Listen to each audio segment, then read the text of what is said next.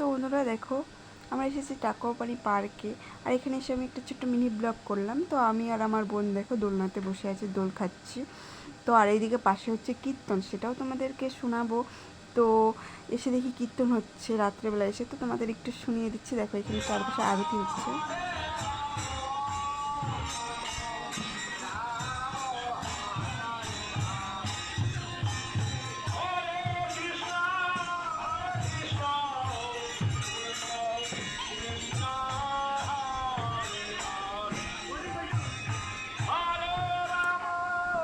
আর আমরা দুই বোন দাঁড়িয়ে দাঁড়িয়ে দেখছি ওখানে। তো খুব ভালো লাগছে।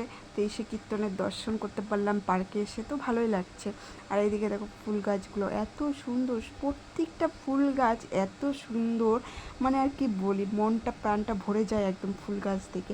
আর জায়গাগুলো তো খুব সুন্দর, সব কিছু এখানকার জিনিসগুলো বলতে খুব সুন্দর।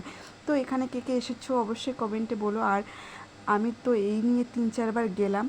তো তোমরাও এসো, ভালো লাগবে। এই জায়গাটা যদি কোনো দিন না এসে থাকো, তো এই টাকুয়ামারি পার্কটায় অবশ্যই এসো, খুব সুন্দর জায়গা। তো টাটা।